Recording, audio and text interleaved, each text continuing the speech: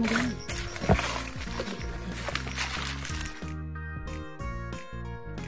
Sa city. Tinangan ka mga kalaban.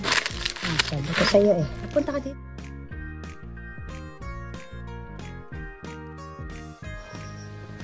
Ang ganda, no? Isang puno lang, ang dami. Ang dami na namin ito. Padadamihin ko ito, nakita mo itong red. Oo. Akin itong ipupunla. Naganda pala eh. Guys, ito oh. Ang mahal ng kilo niya, 1,000 pesos. Hindi. Ano lang daw ito eh. Tig 350 ang isang peraso. 350, 5 piso isa niyan ha. 5 piso ba? Yeah. May ibenta ba natin, Ari kapatid? Oo. So magpapadami tayo nito. Ito na bibili, yung green. Yung red, yan, ang mahal niya no.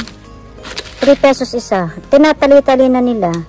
Para 10 piso. Wala na ngayong ano. I-move mo din yung camera sa mga, sa malapit na malapit. Yung video mo ang aking mga ginugupit. Lapit ka pa dito. Mismo sili na lang. Yes, at saka ako.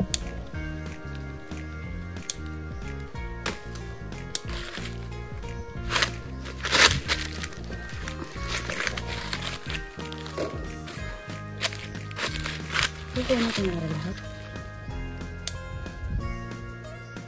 Okay. Sige, patay mo na.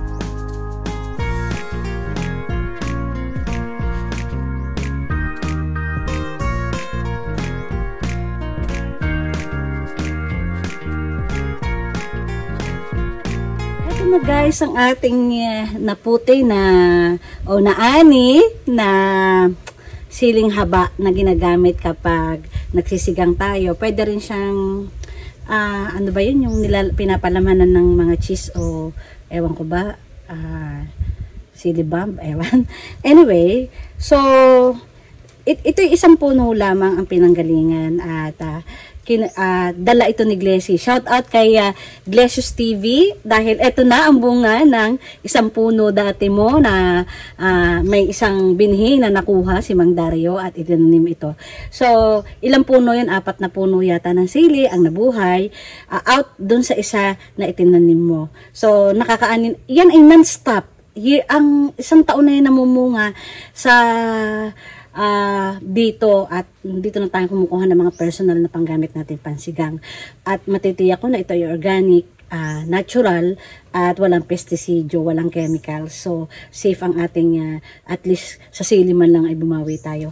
Anyhow, ang gagawin natin dito, etong mga red ay kukunin natin yung buto at itatanim ulit natin. And the rest ay ipamimigay siguro natin or dadalhin natin kay Edeline para ibenta.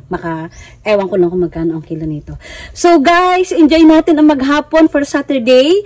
At tayo ngayon ay magtatanim ng philodendron. Ito yung Rodio Congo. Saglit lang ha, pakikita ko sa inyo. Ito ang Rodio Congo na itinanim natin na mga philodendron at atin itong itatanim dito sa gulong at unti-unti natin pagagandain yung ating unahan. Kasi guys, hindi pwede magtanim sa gulong ng mga kunyari fruit, yung mga vegetables kasi kinakain natin yan. So ornamental ang pwedeng gamitin yan kasi for somehow in the long run ay magre-release yan ng kahit na anong chemicals at maaari maapektuhan ng ating kinakain. Kaya kunyari ay I don't believe na maganda rin ito sa dragon fruits kasi may toxic chemicals siya nahahalo sa lupa at ma-absorb din niya ng pagkain. Although ang mga halaman ay may protective membrane para wag directly natin makain. For safety reason, hindi natin ginagamit yan dito sa farm. So yung mga dinala dito ni Mang Dario na mga scrap na mga ano ba yan, yung mga gulong ng tricycle or whatever. So ang Inisip ko, sabi ko, kalbasura lang, hinakot lang dito. Kaya lang, magagamit din natin yan pagdating ng araw. At nakita ko, sa mga philodendron natin ilalagay.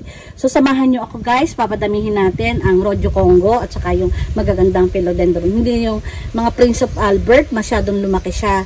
Pero, although maganda rin siya, pag maliit pa. Pero pag lumaki na siya, hindi na rin siya masyadong maganda. Let's see how it works. Okay, bye-bye!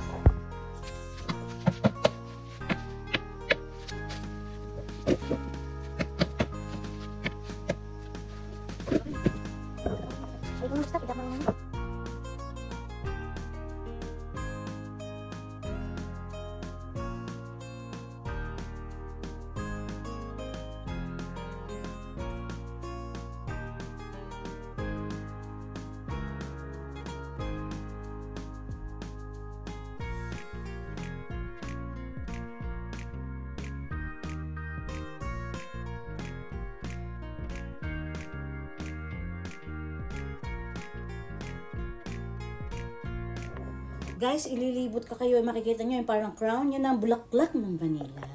So guys, very effective ang ginawa natin pag-i-stress ng vanilla 2 weeks ago. Kasama natin si Jericho, na kung saan ay ating binawasan ang ating mga support plants na kakawati. Tinanggal natin yung iba. Yan, makikita nyo guys dyan sa sanga. Nag-uultawan na o lumilitaw na ang mga flowers ng vanilla.